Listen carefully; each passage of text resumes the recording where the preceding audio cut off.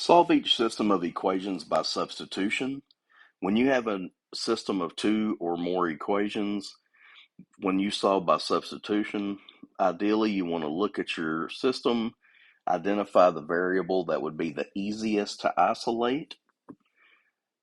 Giving it the eyeball test, for me, that top left x would be the easiest to isolate.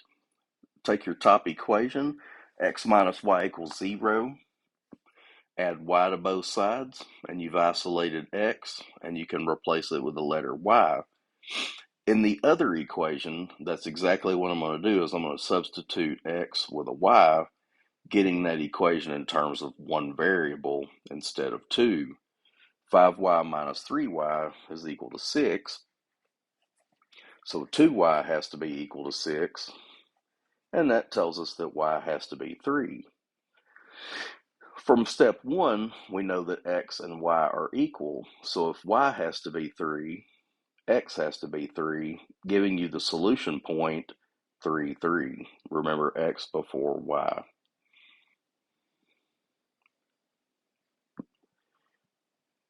In our second system of equations, the top x or the bottom x, either one, would be easiest to isolate. In class, you guys told me to check out the second equation, so that's what I did over here in red. X plus 2y equals 1. Subtracting 2y on both sides, x is equal to 1 minus 2y. Go back to your system. The equation you haven't used yet will catch that substitution. X minus 3y equals negative 14. Replace x with 1 minus 2y. Now your equation is in terms of one variable. Excuse me. Combine like terms. 1 minus 5y equals negative 14. Subtract 1 on both sides. Divide by negative 5, and you get y equals 3. Go back up to part 1. Replace y with 3.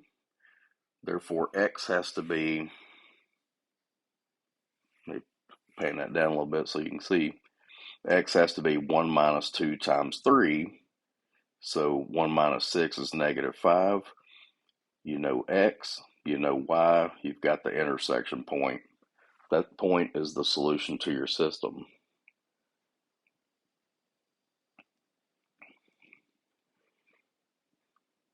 In our third system,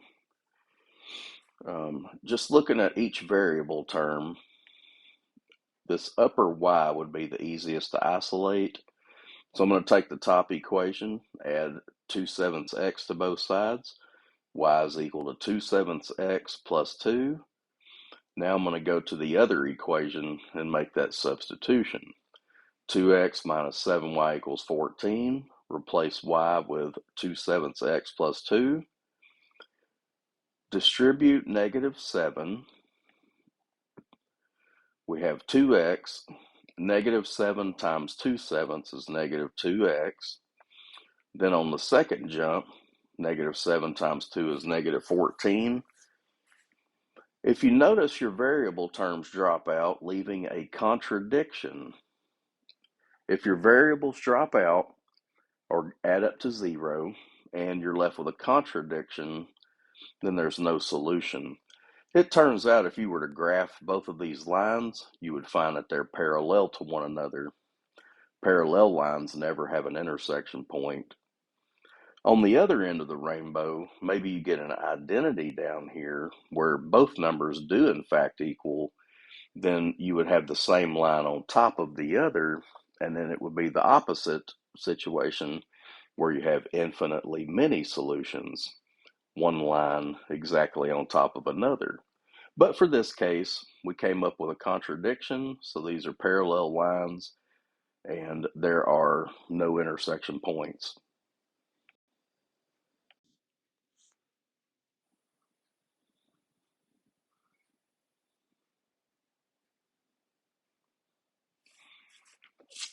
In this system, this is one we looked at on the previous video. We have x minus y equals negative 3, x squared minus y equals negative 1. Given at the eyeball test, this upper x would be the fastest to isolate. So if I take my top equation, x minus y equals -3, add y to both sides, I get x equals y minus 3. Now I go to my other equation that I haven't used, replace x with y minus 3, replace x with y minus 3. Y minus 3 quantity squared, that's 2 y minus 3's multiplied together. Y times y is y squared. Y times -3 is -3y. -3 times y is -3y.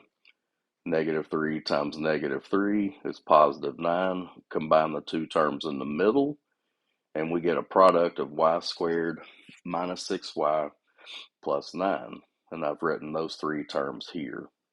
Subtract y and set that equal to -1. Because we have a quadratic term, I want to bring all my terms to one side. So I have y squared.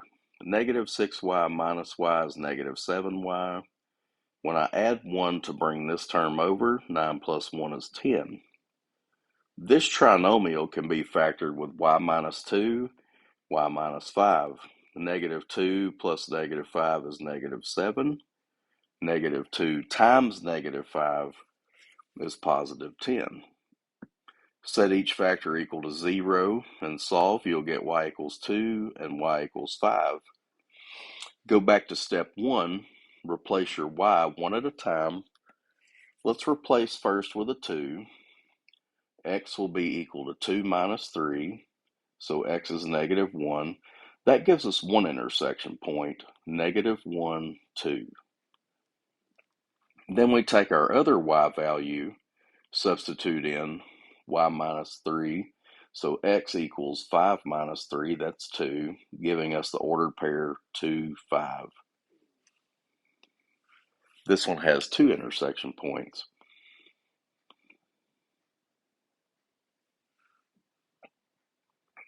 Okay. For the time being, ignore the problem at the bottom. We'll get to it. Let's first look at a break-even problem. Use the equations for total cost and total revenue to find the number of units a company must sell to break even. Revenue is the money coming into a business. Cost, that's the money going out. The break-even point occurs where revenue and cost are equal. So I have this little notation R equals C. Take your revenue function, set it equal to your cost function, subtract 8600x from both sides. That'll give us 908x equals 270,000. Divide by 908 and round to the nearest whole number, and you get 297 units approximately. So for this company to break even, they would need to sell approximately 297 units. Now we'll get to the example at the bottom. Excuse me. You're offered two jobs selling college textbooks. One company offers an annual salary of $53,000 plus a year-end bonus of 1% of your total sales. The other company offers an annual salary of $50,000 plus a year-end bonus of 2.5% of your total sales. How much would you have to sell in a year to make the second offer the better offer? Well, let's set these offers equal and we'll solve for X. That'll be the tipping point. This first offer gives you more money per year and less of a commission. 53,000 plus 1% in decimal form times X. And we're going to set that equal to offer 2, which has a base salary of 50,000, but offers 2.5% interest on commission. On your sales anyway. 2.5 divided by 100 is 0.025. So that's how I'm getting the decimal forms. Just take your percent, divide by 100. That's the decimal form.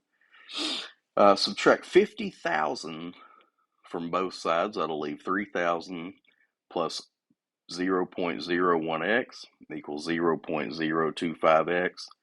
Now subtract 0.01x from both sides. That will leave 3,000 equals 0.015x.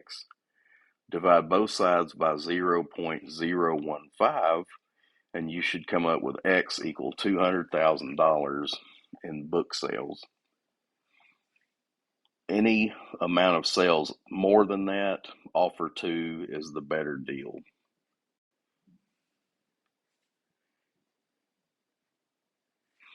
And then our final application on this particular sheet, 2 cheeseburgers and 1 small order of fries contains a total of 1,210 calories.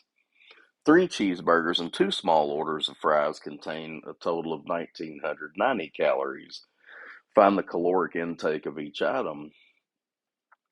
X is equal to cheeseburgers, Y is equal to small fries. At least the caloric value for each of those items. I just did some shorthand notation in class, so you know X represents cheeseburgers, Y equals fries. From our first sentence, 2 cheeseburgers and a small order of fries has 1,210 calories. 3 cheeseburgers and 2 orders of fries has 1,990 calories.